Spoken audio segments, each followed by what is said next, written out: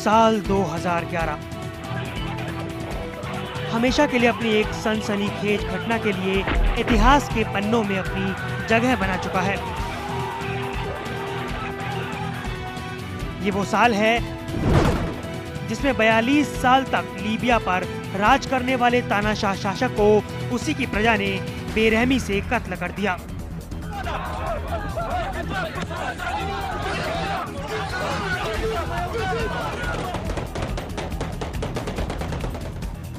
जी हाँ, हम बात कर रहे हैं लीबिया के तानाशाह शासक कर्नल मोअम्मर गद्दाफी की।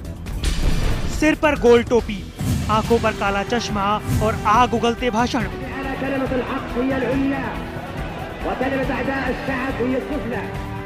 लीबिया में मोअम्मर गद्दाफी का उदय जोश और उमंग से भरे एक नौजवान फौजी के रूप में हुआ।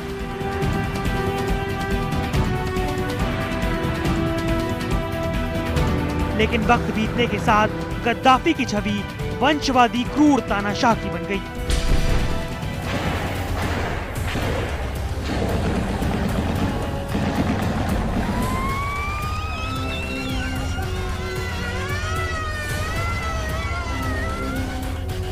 लीबिया के पूर्व तानाशाही शासक मोअम्मर गद्दाफी का जन्म जून 1942 में लीबिया में स्थित सिरते नाम के शहर में हुआ था। लीबिया का शासक बनने के बाद वो कर्नल गद्दाफी के नाम से जाना गया।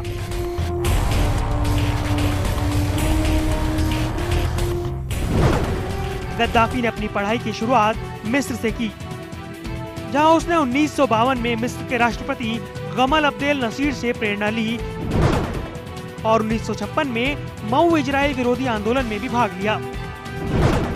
1960 के शुरुआती दिनों में गद्दाफी ने लीबिया की सैन्य अकादमी में भाग लिया।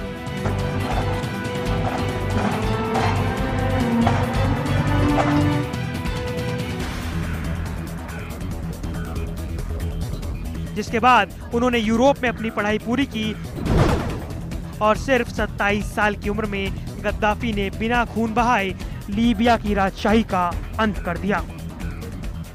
1967 में इजराइल के खिलाफ अरब जगत की हार से कई देशों में बौखलाहट उपजी।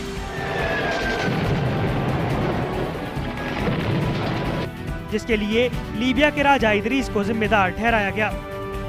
इदरीस जिस सेना के भरोसे लोगों के गुस्से से बचने की सोच रहे थे, उसी सेना के कर्नल मोअम्मर गद्दाफी ने राजशाही का खेल खत्म करने की योजना बना ली। 1 सितंबर 1969 को राजा इदरीस तुर्की से अपना इलाज कराकर लौटे तो उनकी सेना ने उन्हें बताया कि उनका तख्ता पलट हो चुका है। बिना खून बहाए राजशाही खत्म हुई और लीबिया की कमान युवा गद्दाफी के हाथों में चली गई। जोशीले नौजवान की तरह गद्दाफी ने भी लोकतंत्र बहाली का वादा किया। गद्दाफी ने सकारात्मक दिशा में देश की कायापलट करने की कस्में खाई और देश को लीबिया अरब गणतंत्र नाम दिया। लीबिया की जनता ने कभी मोअम्मर गद्दाफी को अपना नायक माना था, पर उन्हें क्या पता था कि ये नायक उनके लिए खलनायक बन जाएगा।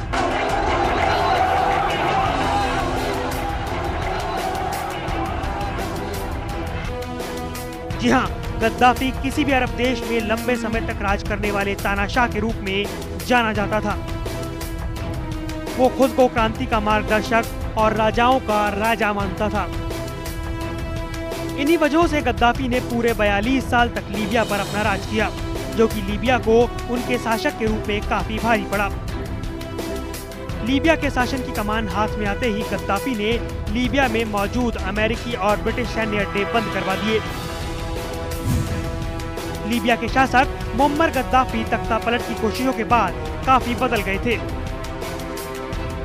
उन्होंने राजनीतिक विरोधियों को बंद करवा दिया, यहाँ तक कि सेना और खुफिया विभाग में अपने करीबियों को भर दिया। गद्दाफी ने धर्म का सहारा लेते हुए अंग्रेजी कैलेंडर के महीनों के नाम तक बदल दिए। 1980 के दशक में गद्दाफी पर देश के नाराज कबायली गुटों के खिलाफ युद्ध छेड़ने के आरोप लगे थे। विदेशों में रहकर विद्रोहियों का समर्थन करने वाले 25 आलोचकों की हत्या करने के लिए एक खास टीम बनाई गई थी। गद्दाफी ने आलोचकों से कह दिया था कि वो 11 जून 1980 तक खुद को लीबिया की रिवोल्यूशनरी कमेटी के हवाले कर दे। और फिर शुरू हुई ट्यूनीशिया से अरब जगत की क्रांति 15 फरवरी को लीबिया पहुंची, जहां सरकार विरोधी प्रदर्शन शुरू हुए, लेकिन गद्दाफी उन्हें भी दबाते चले गए।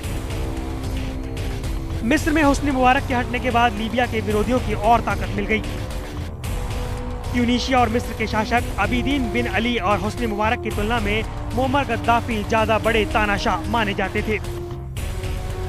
उसने अपने 42 साल के शासन में अपनी जड़ें इतनी गहरी कर ली थी कि उन्हें उखाड़ना मुश्किल ही नहीं, नामुमकिन हो गया था। संयुक्त राष्ट्र सुरक्षा परिषद और पश्चिमी देशों ने गद्दाफी और उनकी सरकार पर आर्थिक और कई अन्य तरह के प्रतिबंध लगा दिए थे, जहां विदेशों में उनकी संपत्ति जब्त कर ली गई और उन्हें गिरफ्तारी वारंट जारी कर दिए गए। कर्नल मुअम्मर गद्दाफी को लीबिया की सत्ता से हटाने वाला विद्रोह 15 फरवरी 2011 में लीबिया के बड़े शहर बेनगाजी से शुरू हुआ। शुरुआत में लीबिया के लोगों ने देश में सत्ता परिवर्तन को लेकर शांतिपूर्ण तरीके से विरोध शुरू किए, मगर विरोधियों के विरोध को गद्दाफी की सरकार ने सैन्य ताकत से कुचलना शुरू कर दिया तो हालात बेकाबू हो गए और गृह युद्ध छिड़ गया।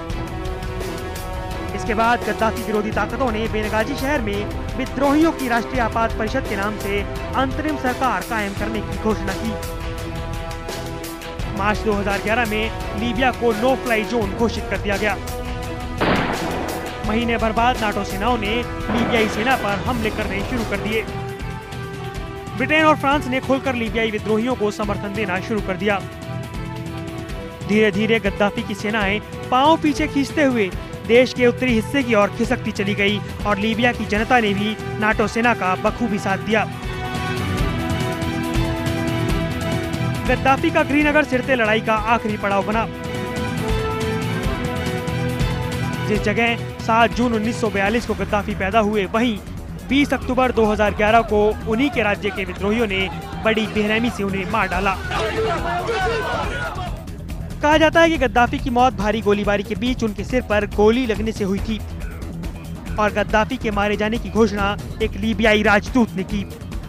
संयुक्त राष्ट्र संघ ने गद्दाफी के मारे जाने की निंदा की।